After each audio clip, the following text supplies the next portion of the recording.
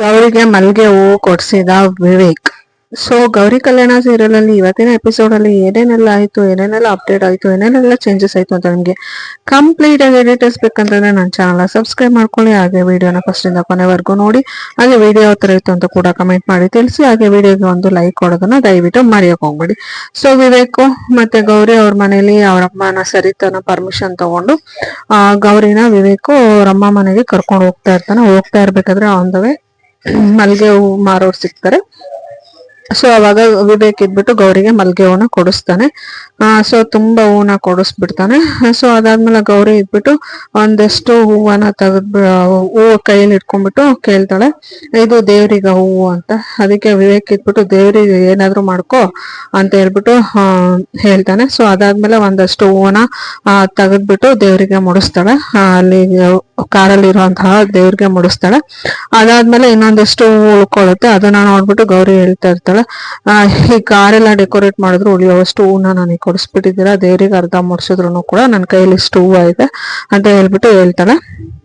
So ಅದಾದ್ಮೇಲೆ Vivek sudden ಆಗಿ car ನಿಲ್ಲಿಸ್ಬಿಡ್ತಾನೆ. ಅದಕ್ಕೆ ನಾನು ಕಾರಿಂದ ಇಳಿಯೋದಿಲ್ಲ, ಯಾಕೆ ನಿಲ್ಸಿದ್ರಿ ಅಂತ ಹೇಳ್ಬಿಟ್ಟು ಗೌರಿ ಫುಲ್ ಗಾಬರಿ ಆಗಿ ಹೋಗ್ಬಿಡ್ತಾಳೆ. ಅದಕ್ಕೆ ಮೆಂಟಲ್ ನಿಮ್ ಮನೆ ಬಂದಿದೆ, ಅದಕ್ಕೆ ಇಲ್ಲಿ ನಿಲ್ಸಿದೀನಿ ಅಂತ ಹೇಳ್ಬಿಟ್ಟು ಹೇಳ್ತಾಳೆ.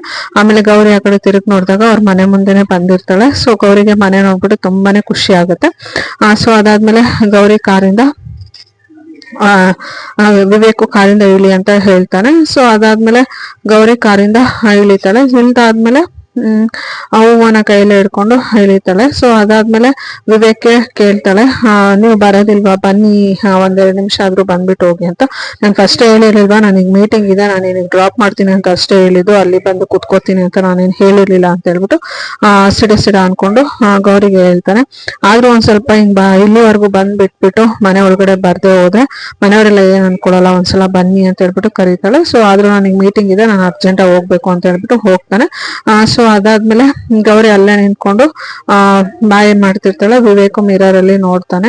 ಸೊ ಇವಳಿಗೆ ನಾನು ಎಷ್ಟೇ ಇರಿಟೇಟ್ ಮಾಡಿದ್ರು, ಎಷ್ಟೇ ಹರ್ಟ್ ಮಾಡಿದ್ರು ನನ್ಗೆ ಎಷ್ಟು ಇಷ್ಟ ಪಡ್ತಾಳಲ್ಲ ಇವಳು ಅಂತ ಹೇಳ್ಬಿಟ್ಟು ವಿವೇಕ್ ಮನ್ಸಲ್ಲಿ ಅನ್ಕೊಂಡು ಹೋಗ್ತಾ ಇರ್ತಾನೆ. ಸೊ ಅದಾದ್ಮೇಲೆ Gauri full Vivek road cross ಮಾಡೋವರೆಗೂ ಅಲ್ಲೇ ನಿಂತ್ಕೊಂಡು ನೋಡ್ತಾ ಇರ್ತಾಳೆ. ಸೊ ಅದಾದ್ಮೇಲೆ ಅವ್ರ ಅಮ್ಮ ಮನೆಗೆ ಹೋಗ್ತಾಳೆ. ಹೋದ್ಮೇಲೆ ಅಲ್ಲಿ ಮನೆಯವರೆಲ್ಲರೂ ಅವಳನ್ನ ತುಂಬಾ ಪ್ರೀತಿಯಿಂದ ವೆಲ್ಕಮ್ ಮಾಡ್ಕೋತಾರೆ. ತುಂಬಾ ಖುಷಿಯಾಗಿ ಗೌರಿ ಫಸ್ಟ್ ಟೈಮ್ ಮನೆಗೆ ಬಂದಿದ್ದಾಳೆ ಒಬ್ಳೆ ಅಂತ ಹೇಳ್ಬಿಟ್ಟು ತುಂಬಾ ಖುಷಿಯಾಗಿ ವೆಲ್ಕಮ್ ಮಾಡ್ಕೋತಾರೆ. ಅದಾದ್ಮೇಲೆ ಎಲ್ಲ ಕೇಳ್ತಾರೆ, ಹೇಗಿದ್ಯಮ್ಮ, ಲೈಫ್ ಎಲ್ಲ ಯಾವ ತರ ಇದೆ ಅಂತ ಹೇಳ್ಬಿಟ್ಟು.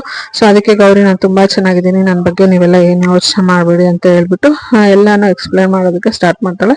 ಸೊ ಅದನ್ನೆಲ್ಲ ಕೇಳ್ಬಿಟ್ಟು ಅವ್ರ ಮನೆಯವ್ರಿಗೆ ತುಂಬಾನೇ ಖುಷಿ ಆಗುತ್ತೆ. ಅವ್ರಮ್ಮ ಮತ್ತೆ ಅವರಪ್ಪ ಚಿನ್ನು ಎಲ್ರಿಗೂ ತುಂಬಾನೇ ಖುಷಿ ಆಗುತ್ತೆ. ಅದಾದ್ಮೇಲೆ ಗೌರಿ ಇದ್ಬಿಟ್ಟು ಒಂದಷ್ಟು ದುಡ್ಡನ್ನ ತಗೊಂಡ್ಬಿಟ್ಟು ಅವ್ರ ಅಪ್ಪಗೆ ಕೊಡೋದಕ್ಕೆ ಹೋಗ್ತಾಳೆ. ಆಗ ಅವ್ರ ಅಪ್ಪ ಇದ್ಬಿಟ್ಟು ಬೇಡಮ್ಮ, ನಿನ್ ದುಡ್ಡೆಲ್ಲ ನಮ್ಗೆ ಯಾಕೆ, ಇಲ್ಲಿದ್ದಾಗ್ಲೂ ನೀನೇ ದುಡ್ದ್ಬಿಟ್ಟು ನಮ್ಮನ್ನ ಸಾಕ್ತಾ ಇದ್ದೆ, ಈಗ ಮದ್ವೆ ಹೋದ್ಮೇಲೂ ಕೂಡ ನೀನೇ ನೋಡ್ಕೊಳ್ಳೋದು ಸರಿ ಇರೋದಿಲ್ಲ.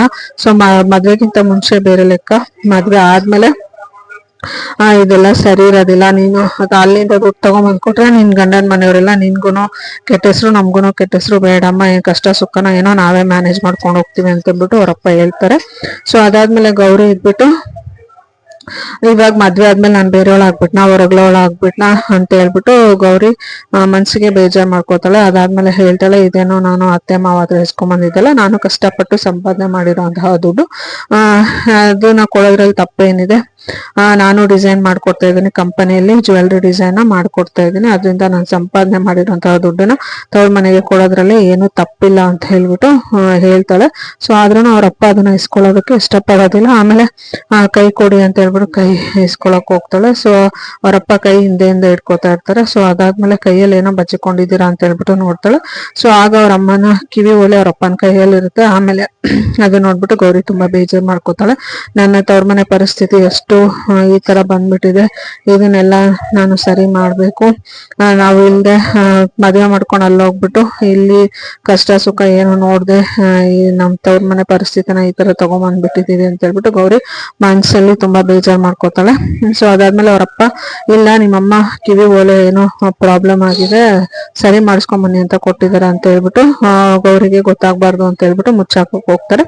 ಸೊ ಆದ್ರೂ ಗೌರಿ ಹೇಳ್ತಾಳೆ, ಮನೆ ಪರಿಸ್ಥಿತಿ ಏನಿದೆ ಅಂತ ನನಗೆ ಗೊತ್ತಿದೆಪ್ಪ, ನೀವು ನನಗೆ ಸುಳ್ಳು ಹೇಳ್ಬಿಟ್ಟು ಕನ್ವಿನ್ಸ್ ಮಾಡಕ್ ಬರ್ಬೇಡಿ ಅಂತ ಹೇಳ್ಬಿಟ್ಟು ಅವ್ಳು ತಂದಿರೋಂತಹ ದುಡ್ಡನ್ನ ಅವರಪ್ಪಗೆ ಕೊಡ್ತಾಳೆ. ಆದ್ರೂ ಅವರಪ್ಪ ಅದನ್ನ ಇಸ್ಕೊಳ್ಳೋದಕ್ಕೆ ಇಷ್ಟಪಡೋದಿಲ್ಲ. ಆದ್ರೂ ಫೋರ್ಸ್ಫುಲಿ ಕೊಡ್ತಾಳೆ. ಇದು ನನ್ನ ಸಂಪಾದನೆ, ನಾನು ಕಷ್ಟಪಟ್ಟು ದುಡ್ದಿರೋವಂಥದ್ದು, ನಾನೇನು ಯಾರ ಹತ್ರನೂ ಇಸ್ಕೊಂಬಂದಿಲ್ಲ ಅಂತ ಹೇಳ್ಬಿಟ್ಟು ಅವರಪ್ಪಗೆ ಹೇಳಿ ಅವರಪ್ಪ ಕೈಲಿ ದುಡ್ಡನ್ನ ಕೊಟ್ಬಿಟ್ಟು ಮತ್ತೆ ಕಿವಿ ಓಲೆನ ಇಸ್ಕೊಂಡ್ಬಿಟ್ಟು ಅವ್ರಮ್ಮನ ಕೈಲಿ ಹಾಕ್ಬಿಟ್ಟು, ಸೊ ನಾನು ಈ ಮನೇಲಿ ಇಲ್ಲದೆ ಇದ್ರು ಕೂಡ ನಾನು ಈ ಮನೆ ನಡೆಸ್ತೀನಿ, ಗಂಡ್ ಮಗು ಥರ ನಾನು ಆ ಮನೇಲಿ ಇದ್ರು ಕೂಡ ಈ ಮನೇನ ನಡೆಸ್ತೀನಿ ಅಂತ ಹೇಳ್ಬಿಟ್ಟು ಅವ್ರಮ್ಮ ಕಿವಿಗೆ ಓಲೆ ಹಾಕಿ ಸಮಾಧಾನ ಮಾಡ್ತಾಳೆ. ನೆಕ್ಸ್ಟ್ ಎಪಿಸೋಡಲ್ಲಿ ಏನೇನೆಲ್ಲ ಆಗುತ್ತೆ ಅಂತ ನಿಮ್ಗೆ ಕಂಪ್ಲೀಟ್ ಆಗಿ ಡೀಟೇಲ್ಸ್ ಬೇಕಂತಂದ್ರೆ ನೆಕ್ಸ್ಟ್ ಎಪಿಸೋಡ್ವರೆಗೂ ವೆಯ್ಟ್ ಮಾಡಬೇಕಾಗುತ್ತೆ. Thank you all. See you in the next episode. ಧನ್ಯವಾದಗಳು.